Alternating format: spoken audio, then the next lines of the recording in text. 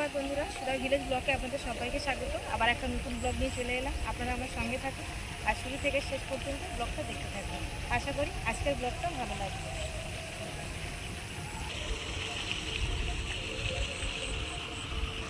সকালে ঘরের সমস্ত কাজ সেরে নিয়েছি, নিয়ে গিয়ে পুকুরে মাছের খাবার দিতে চলে এলাম।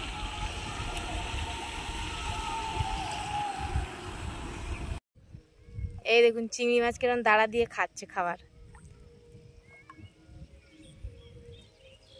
এত সুন্দর লাগে যখন সব মাছ খাবার খায়, খুবই ভালো লাগে। ওই যে ওদিকে ওই একটা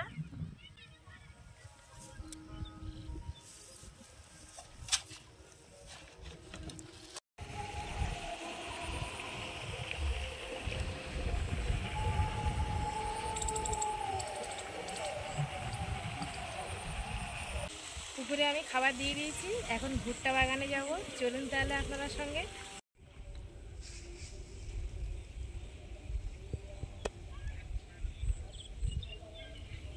তো এই যে ভুট্টা বাগানে চলে এসেছি, আর কিছুটা ঢেঁড়স গাছ দেওয়া আছে। দেখুন ঢেঁড়স কিন্তু গরমে মানে গাছ কেমন হয়ে গেছে, আর ঢেঁড়সগুলো ছোট ছোট হয়ে গেছে।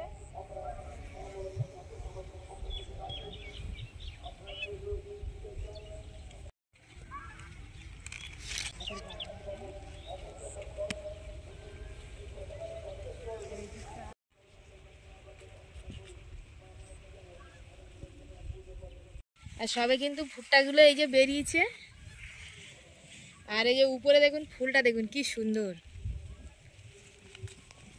আর জলের জন্যই গাছগুলো এরকম হয়ে গেছে, আর এখন যা গরম পড়ছে পুকুর এমনিতেই শুকিয়ে যাচ্ছে। ভুট্টা গাছে কিন্তু অনেক ভুট্টাই ধরেছে, আর এটা আমাদের বাগান নয়, অন্য লোকের বাগান, তো আমার পাড়াতেই। তাই ভাবলাম একটু আপনাদেরকে একটু ঘুরিয়ে দেখিয়ে দিই ভুট্টা গাছ। আর ভুট্টা দেখে আপনাদের কেমন লাগলো কমেন্টে জানাবেন। আর প্রত্যেকটা গাছেই কিন্তু ভুট্টা এসছে।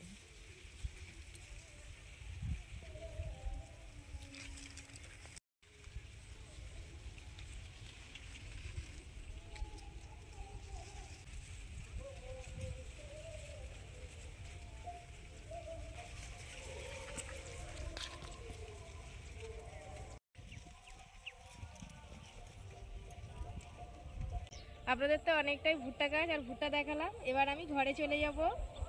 ভুট্টা বাগান থেকে চলে এসেছি, আর এই যে দেখুন সোনাইয়ের বাবা ঘরের উপরে খড় দিয়ে দিয়েছে। আপনাদেরকে একটু দেখিয়ে দিলাম। এত গরম, মানে এলবেস্টার তো আগুন হয়ে যাচ্ছে, থাকতে পারি না ঘরে। প্রায় সময় গাছের তলায় গিয়ে বসে থাকি দুপুরবেলা করে, তাই যে খড় দিয়ে দিয়েছে। এখন ঘরটা একটু ঠান্ডা। এই যে কটা বেগুন গাছে বেগুন আছে, বেগুনগুলো তুলবো। আর এখন তো রোদের বেলা গাছ শুকিয়ে যাচ্ছে, তার জন্য গাছে কিন্তু জল দিচ্ছি, যেহেতু আমাদের শ্যালো আছে। এই যে দেখুন বেগুনগুলো কাঁটা ফুটে গেছে। এই বেগুন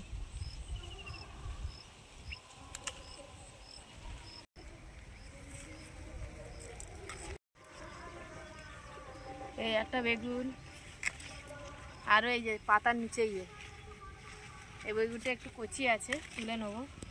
পোকা হয়ে যাচ্ছে বেগুন, কি গাছের আগুন বলুন তো। এই দেখুন একটা বেগুন পুরো হলুদ হয়ে গেছে গরমে, পোকা হয়ে তা ফেলে দেবো, নষ্ট হয়ে গেছে। আর এটা দেখুন আরেকটা একদম মাটিতে ঠেকে আছে। জল দিয়েছি, বেগুন কারি হয়ে গেছে। জল না দিলে কিন্তু ফল হবে না, আর এখন গরমের সময় গাছ একদম শুকিয়ে যাচ্ছে।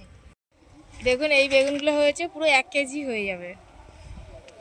তো এই যে পান্তা বেড়ে নিয়েছি আর বেগুন ভেজে নিয়েছি, পান্তা খাবো। সোনাই বসে গেছে, সোনাইয়ের আমি খাবো। আর বড় মেয়েটা এখন পড়ছে, ওর আজকে টিউশন নেই, তা ও বললো পরে খাবো মা, তোমরা খেয়ে নাও। তো সকালে পান্তাকে এই যে দুপুরবেলা রান্না করে নিয়েছি। এদিকে ডাল করেছি পাতলা দিয়ে করে, আর ভাত আলু ভাতে, আর এদিকে একটু বটবটি আলু ভাজা। আর খেতে ভালো লাগছে না, তাও একটু অল্প করে করে তো খেতে হবে, না খেলে তো আবার শরীর খারাপ হয়ে যাবে। তো ব্লগটা আর বেশি বড় করব না, আজকের ব্লগটা এখানেই শেষ করছি। যদি ব্লগটি ভালো লাগে সাবস্ক্রাইব, লাইক, কমেন্ট, শেয়ার করবেন। আর আমার পাশে থেকে আমাকে সাপোর্ট করবেন। যারা আমার ফেসবুক পেজে ভিডিওটা দেখছেন পেজটিকে ফলো করবেন। সবাই ভালো থাকবেন।